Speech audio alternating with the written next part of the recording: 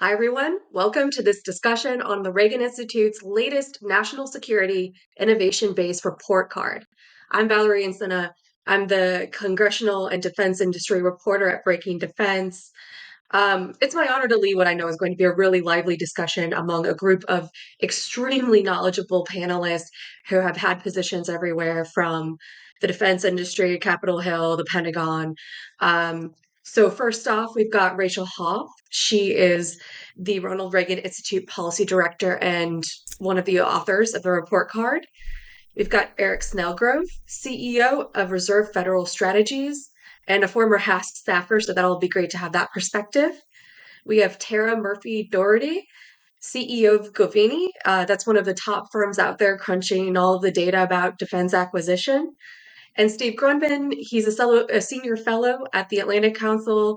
You might know him more for the various DoD positions he's held over his career, including Deputy Undersecretary for Industrial Affairs and Installations.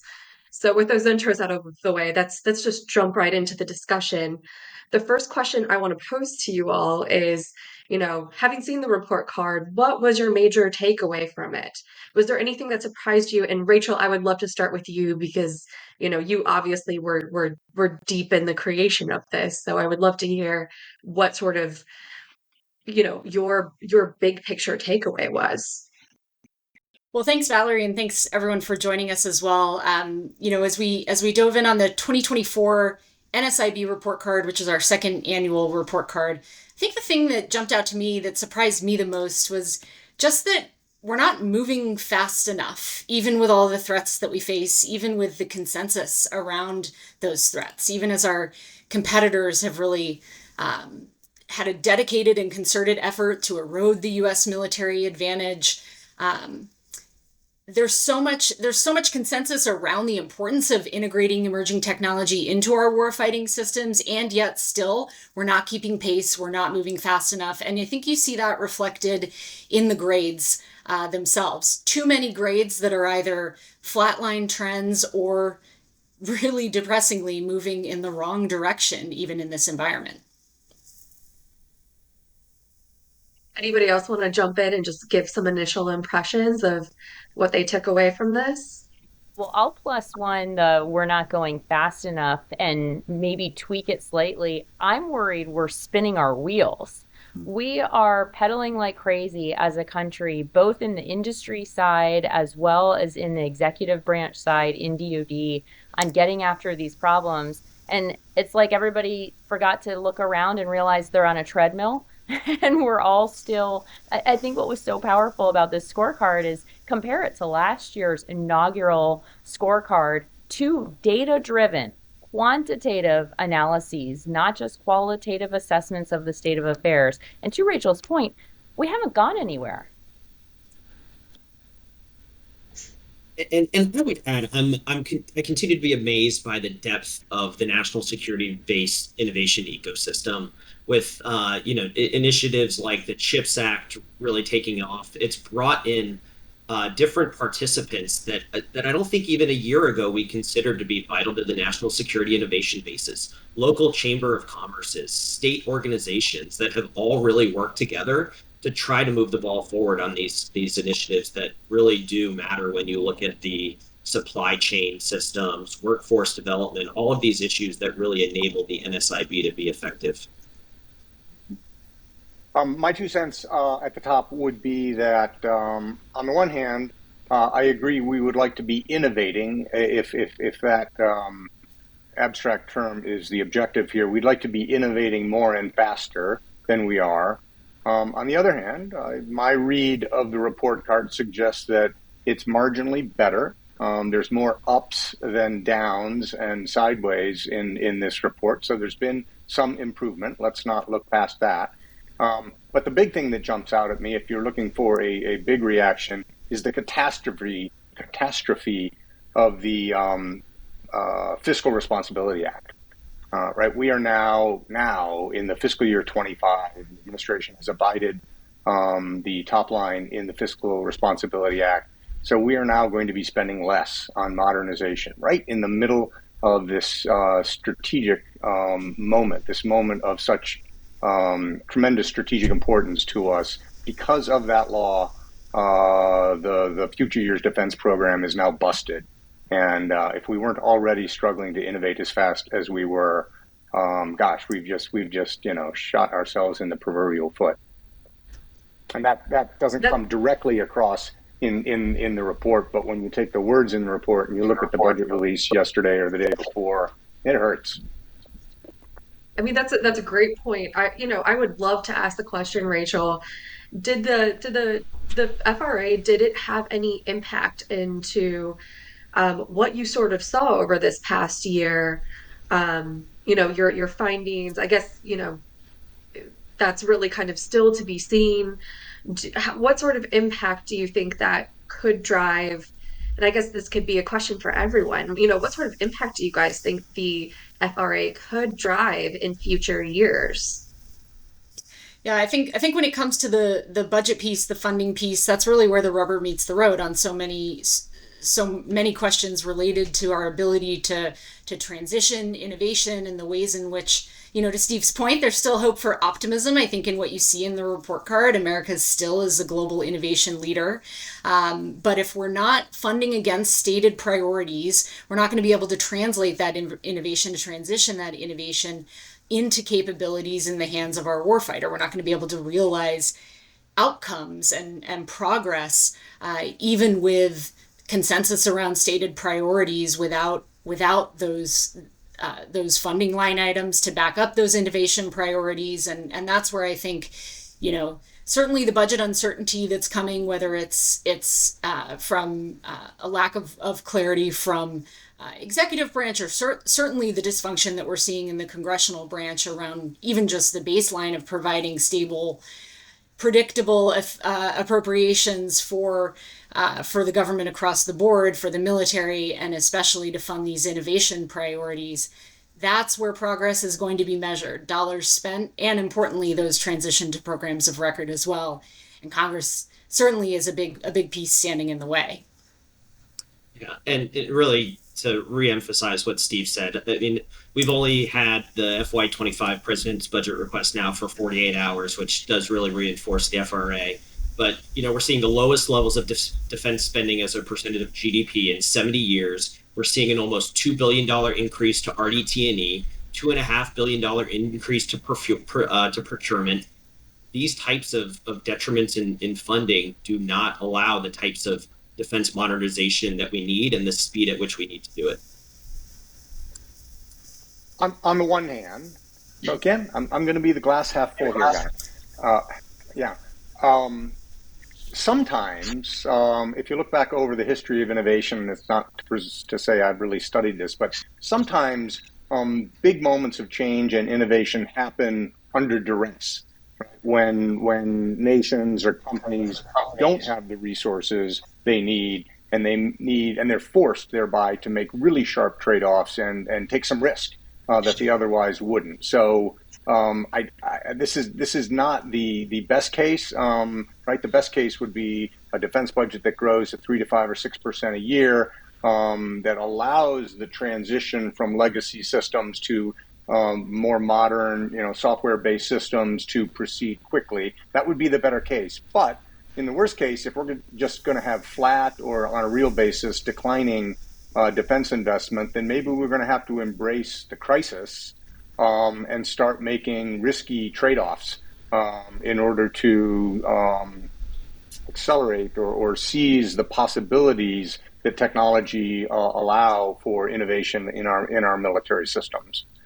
Again, maybe that's not a hopeful view, but let's get serious. We got to go one way or the other. Yeah. We're either going to spend the top line it takes to make a comfortable transition, or we're going to have to take some risk and make trade-offs and the sort of things that, frankly, our system is not good at. But that's what we'd have to do strategically. Yeah, Steve, if I could pile on, because I think that's a really important point, and we all know that DoD hates making trade-offs.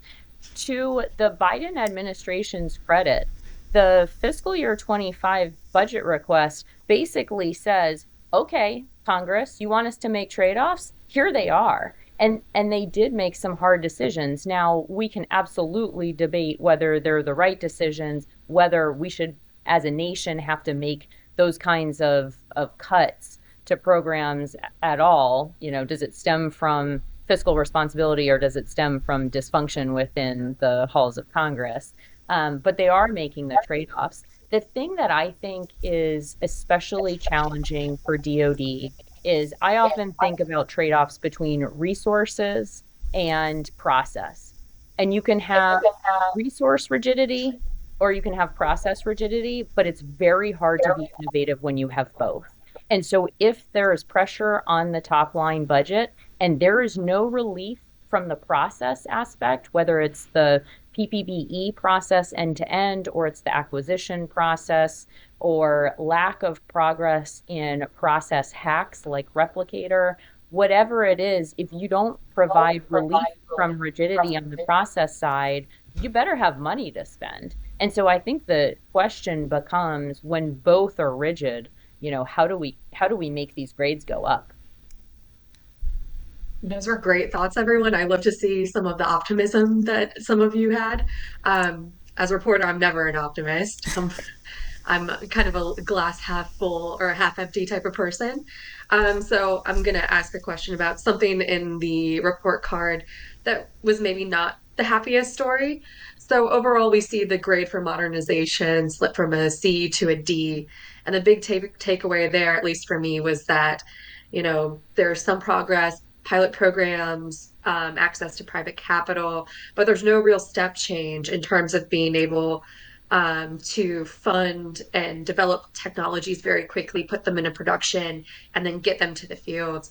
Is this just the age-old valley of death problem rearing its ugly head again, or are there nuances here that are a little bit newer? And what needs to be done to fix this? I guess this is the million-dollar question, right? If we could all solve it, we'd be rich people. But would love to hear thoughts because I know you all have them. I'm happy to start with this one, Valerie, because this is what Govini is trying to change. And we're focused, as you mentioned at the outset, we're a defense software company. We bring our software and data to the defense acquisition process, in particular, to basically allow the acquisition community, the program executive offices, the commands, the ability to move faster in getting what they need to do done in order to ultimately field and sustain these capabilities. So we're coming at this challenge of a broken acquisition process that's outdated and slow, not from a policy perspective, but rather from a process management and improvement perspective. And this is something that the Reagan Institute's NSIB scorecard picked up on as well. And I think it was a 7% slowdown effectively in execution of the acquisition process from 2020 to 2022. Again, really exciting to see work like this connect the dots between that quantitative analysis and a policy recommendation and policy relevant insights.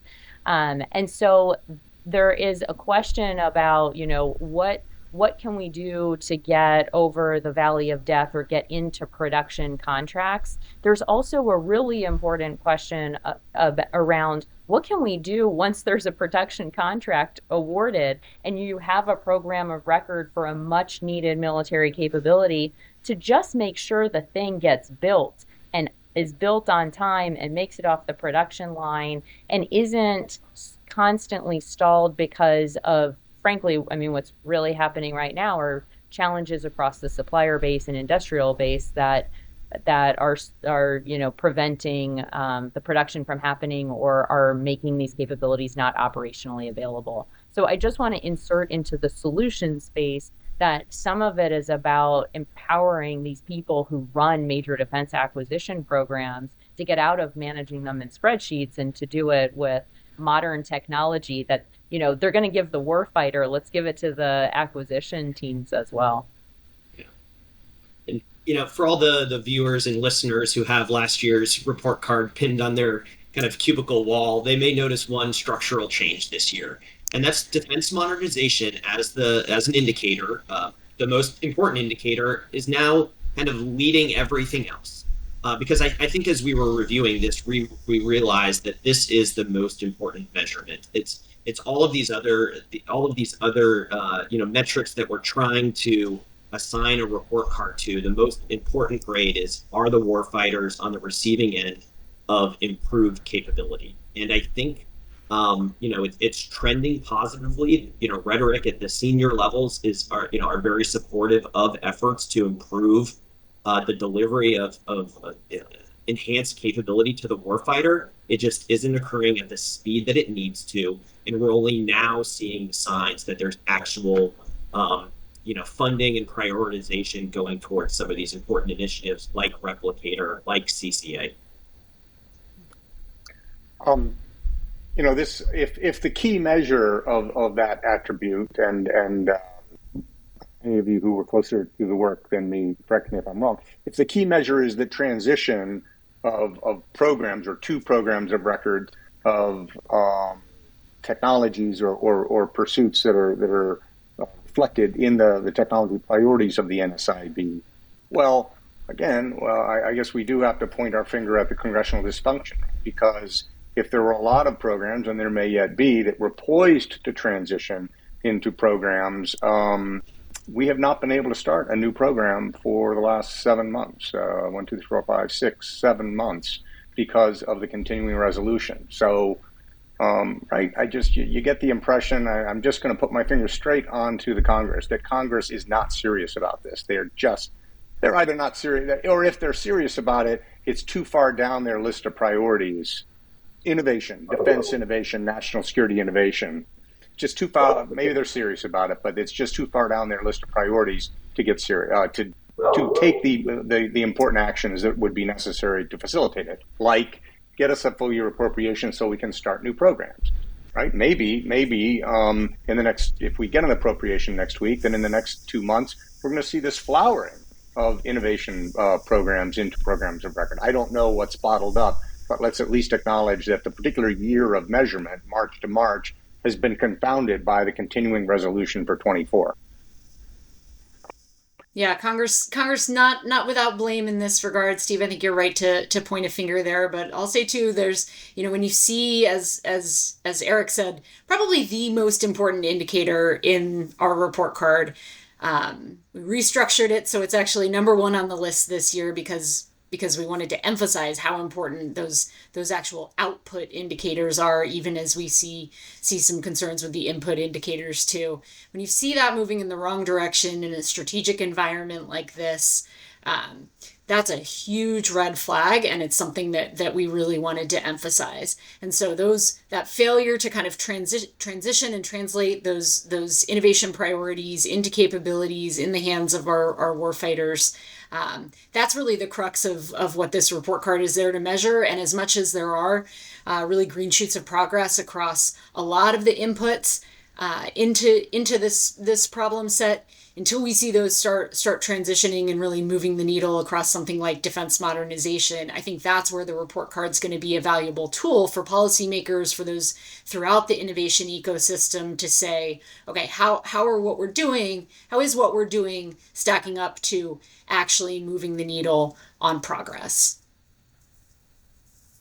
So earlier, Tara, you mentioned that if you don't have budgetary flexibility, you need process flexibility. Steve, you've pointed out a couple of times that the Pentagon definitely does not have budgetary flexibility. So I wonder, is there process improvements that are needed, further process improvements that are needed to stoke innovation throughout the defense industry right now? And then coupled with that, I'm sure that some or all of you have read the findings of the PPPE Commission, the independent body that has sort of been looking at the Pentagon budget planning process and making recommendations. They've called for some changes that would more closely align the budget with strategy, that would give some flexibility with regard to continuing resolutions. Is there anything there that might be useful to the Pentagon? If Congress continues to be dysfunctional, is there anything there that kind of provides a way to get that innovation going? Yeah, going back to kind of where we started, the reason that I use the treadmill metaphor is because And Rachel, you hit on the green shoots, and I think the scorecard does a really good job of making this point. There is a ton of activity. There is so much activity. So I don't think it's a question of, or I don't think the right decision would be for the department to say there are more new things we need to do in order to try and fix this problem. They should follow through on what they've started. They should tend to those green shoots so that the plants flourish. And now I'm mixing all sorts of metaphors, but but I like the green shoots visual.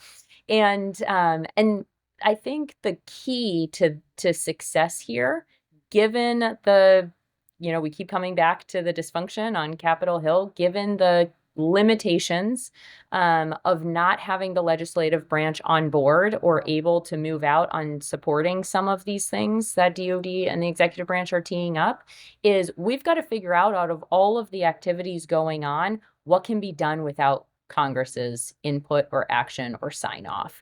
And I think this is the challenge with a lot of the PPBE commission's recommendations. They are going to require congressional buy-in or congressional action, which is very, very unlikely. So how do we think in a way that doesn't, abuse the system? How do we think about what can be done within the executive branch's own authorities that makes progress on this? And this is really hard for DOD to do, but stop spending time spinning our wheels elsewhere and focus on really taking care of, tending to, and investing our time and energy and focus in the things that they can control the outcomes of. Tara, I completely agree. And I think you highlighted something really important in your comments, and that's the relationship between DOD and Congress.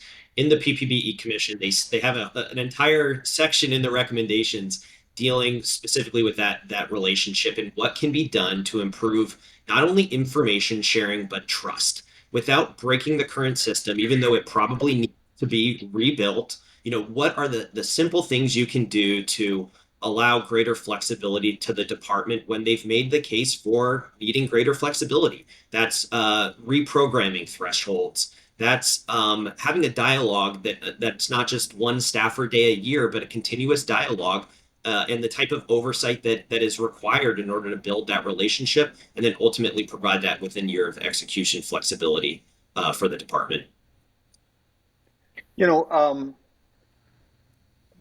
Many of the recommendations of the PPBES Commission are pretty arcane, and I hold out the hope that it may be possible in the 25 authorization bill. There will be an authorization bill for 25. I think the appropriation is no matter to get some progress. I mean, let's remember that these authorization bills, even in these fraught times, have typically the authorization bill been voted out of committee with overwhelming bipartisan, if not nearly unanimous consensus of the members of even a 60-member committee like the House Armed Services Committee. So I'm not ready to despair that Congress might not pick up some of these recommendations of PPBES Commission. The one in particular, I'm not even sure because I haven't read it closely enough yet, requires new statute, is the change. I mean, my read of the PPBS Commission, I might even add equally of the Atlantic Council's published its final report of its Innovation Adoption Commission, chaired by Mark Esper and Debbie James. There's an echo between these two reports around one big idea, which is change the center of focus of program management to portfolios, away from programs and onto portfolios, which are larger in scale and scope, and would allow, and here's where the rub comes, would allow portfolio managers, which we used to call PEOs, let's say, to make trade-offs within their portfolio with the money that's within their portfolio.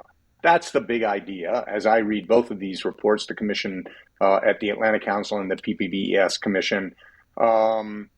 And there's a pretty strong, belief now that this is one of the keys to accelerating innovation. There's a good logic train to it. This is the kind of thing which is just arcane enough that it could, get through one of those 60-0 votes in the House Armed Services Committee, conceivably, in my view. Or at least I'm not willing to give up on that yet. In the worst case, there will be a new Congress in January, and let's run these good ideas back up the flagpole at the beginning of a new Congress. I think it's important to remember that the commission also recommends, and I believe I'm trying to remember how the Atlantic Council addressed this as well, but of course, trust goes both ways.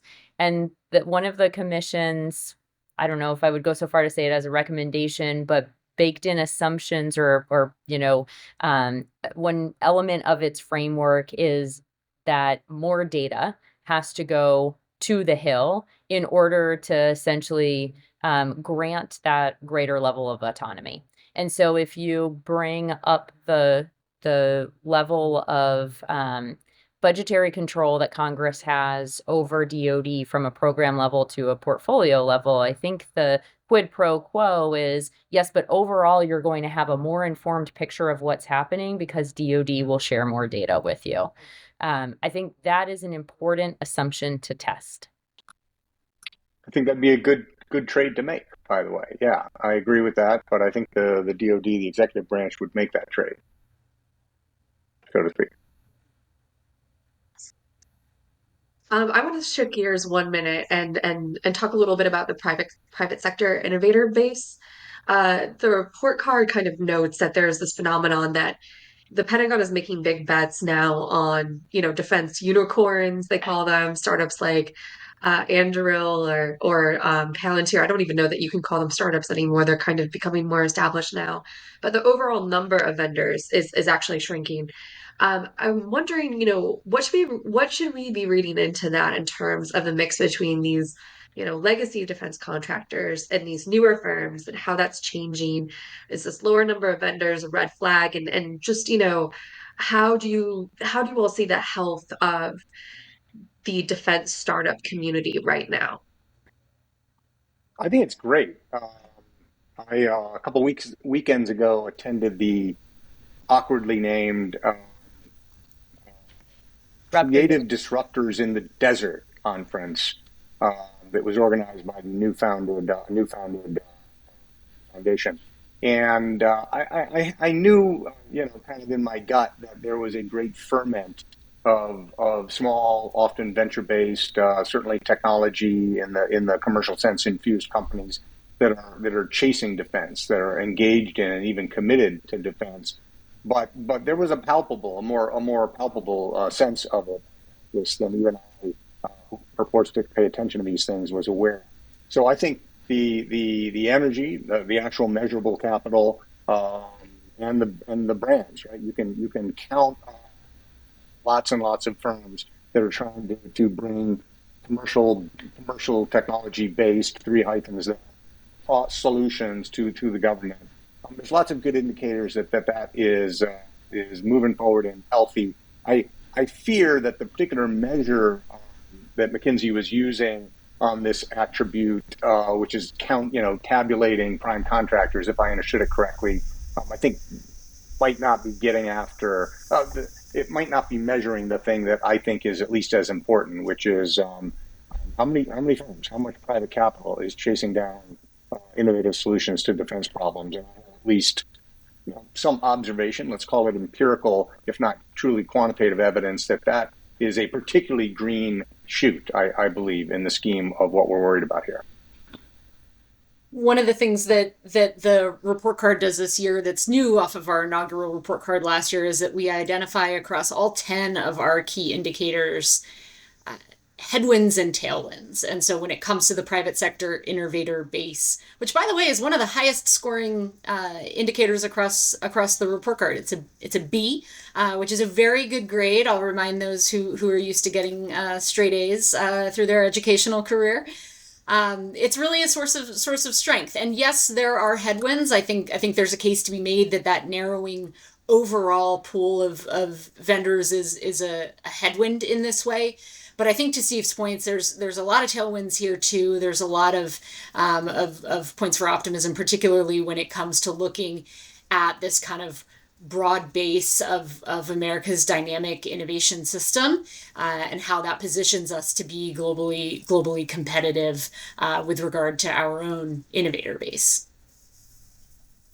This might actually be a place where we can all agree on optimism, because it is, I think, a bright spot in all of this. And it seems that first there was a movement, and Palantir gets some credit for definitely not being in startup phase anymore, successfully becoming a publicly traded company, focused on and with an unflinchingly focused on solving national security problems. Then venture capital started coming, and I think they deserve a lot of credit for creating a new class of founders in the national security space and the defense space. And so now there's been a blossoming of companies that want to work on defense challenges. And so that's great because the money came in. When money comes in, companies will follow or be created. And now the department has to sustain those businesses. And it doesn't have to be all through, it doesn't have to be, well, it used to be 5 primes and now it's 10 venture-backed companies. It's got to be a mix of both. And sometimes the primes should continue to play that massive system integrator role. And sometimes we need these new class of technology companies to come out and say, we can be the integrator, we can be the prime, even for large efforts, because let's be honest, software, data, and AI are the underpinning of all of these systems, regardless of what the hardware looks around them. And so it's got to be multiple kinds of models led by different kinds of companies. And then I think a lot of the drain that we see in terms of businesses leaving the defense industrial base. And I would just underscore that this is evident in the data that Govini has, in addition to what the NSIB scorecard found. So we would absolutely validate that. A lot of that is not necessarily startups or new companies leaving. A lot of it is companies just walking away from the public sector markets for a variety of different reasons. And, some of that stemming from lack of demand, some of it stemming from lack of predictable demand. But we've got to look out for risk reduction across the industrial base, in addition to, making sure that we are sustaining the new entrants. Go ahead, Steve.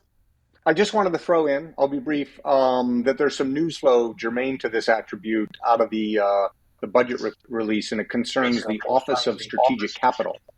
Right. So heretofore, at least so far as I'm aware, the Office of Strategic Capital has existed to do some brokering to help companies that might otherwise, in the worst case, have to take financing from Chinese capital, find more reliable or secure sources of capital. Now, at least in this budget request, and I do think it requires a little bit of law, the OSC will have the authority to put federal, at least, loan guarantees into the cap tables of new firms. That don't underestimate the transformative effect of that. These government loan guarantees is how we recapitalize the entire defense housing, military housing world over a short period of time in the earlier part of the century. So that's a very powerful tool if it gets used. So it's just got 2 lines in the budget rollout, but that's worth the innovation base watchers paying attention to. First, getting the authority, and there's got to be a little bit of budget authority that goes with that, because those loan guarantees are scored. But that's a watch this space that's germane to that attribute number 6, I think it is. Yeah, Steve, that's a great point. I think the DoD has kind of lagged in having a lot of those other financial tools that other government agencies have, whether it's Veterans Affairs and home loans or even student loans. And now having the DoD with at least the authority, and hopefully having an appropriation to match it here in the next week and a half to provide that sort of financial mechanism, specifically for hardware companies, where it is expensive to build defense hardware. And, some of these businesses are not always the most appealing when it comes to attracting private capital without these types of incentives. We're getting up on time here, but I want to use moderator privilege and try to squeak in one last question for everyone.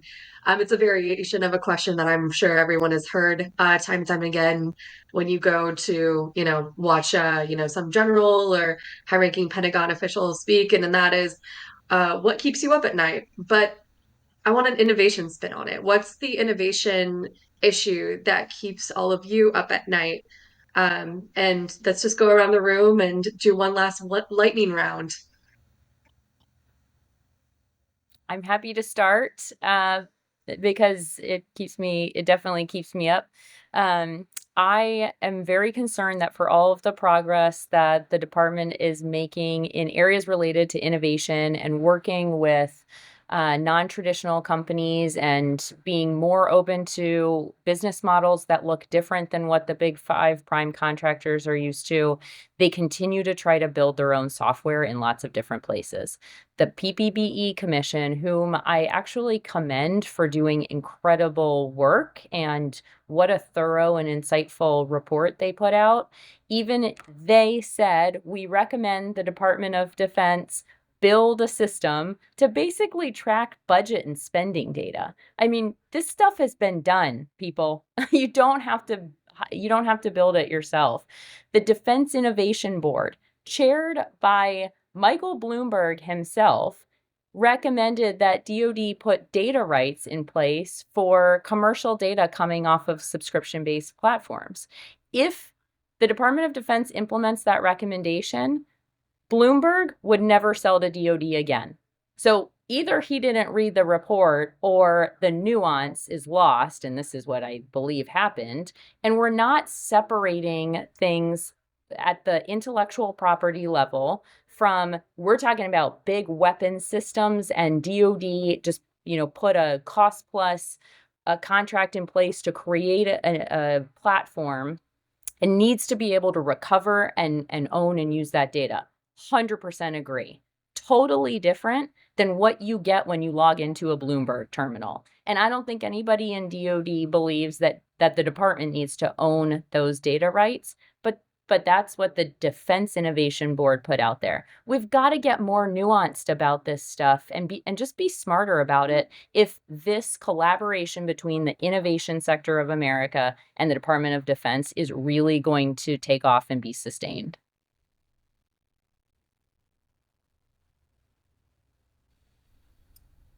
So, what really keeps me up at night is the talent piece. I look at the indicator, which scored a D, one of the indicators that did go down over last year's report card. I just don't see the interventions that are necessary in order to not only attract and retain the STEM talent, but equally concerning is the skilled trade in the workforce, whether it's at building submarines, building a lot of these hardware-centric capabilities that we need, additional munitions. I just don't think we're able to track the talent both internationally and domestically to maintain the number of talent that's either retiring or aging off or just not interested in working in the defense ecosystem. Okay, I will take your question quite literally. There is only one thing that keeps me up at night that's anywhere near this topic, but I do think there is a relationship, and that is the National Security Supplemental that would finance support to Ukraine, Israel, and there's even some money in it actually for the industrial base, for the submarine industrial base, among other things. If Speaker Johnson does not give the House, the 300 plus members of the House who would vote yes for that bill, an opportunity to vote for it, it's the end of American leadership in the world in the 21st century. And I don't say those words lightly. It is the end of American leadership in the world in the 21st century if we don't help the Ukrainians defend themselves, most especially if Russia wins that war or some part of it. It's the end of American leadership in the world in the 21st century, and then we don't need a $900 billion defense budget, and there will be plenty of politicians come forward with other things to do with the roughly $300 billion a year that we could be spending just to get a homeland defense national security. So I know that sounds emotional, but that's what actually keeps me up at night, literally, that we will fail Ukraine. And it's the end of American leadership in the world in the 21st century if we do that. And then innovation doesn't matter, frankly. Yeah. Well, I waited to go last, which predictably meant that mine got taken. I was going to chime in on the talent piece if Eric didn't. So I'll kind of loop back around to where we started and just say, What keeps me up at night is that we're moving in the wrong direction or not moving at all. I fact checked our arrows since we've been recording, and there are only 4 up arrows across 10 indicators. So that means on more than half of the key indicators that matter in this ecosystem, we're either flatline or moving in the wrong direction. And in the context of today's threat environment and in the context of what our competitors are doing, that's not going to work. And we've got to do better. And I really appreciate the conversation today with everyone who's joined to put some ideas on the table about how we might do that. Well, with that call to action, I just want to thank all the panelists here for joining me today for this great discussion. I know we'll have a lot to talk about over the next couple of months as, things continue to change and, we see more from Congress, more from the DoD. For those watching, thank you for taking the time, and be sure to check out the NSIB report card on the Reagan Institute site. Thanks a lot.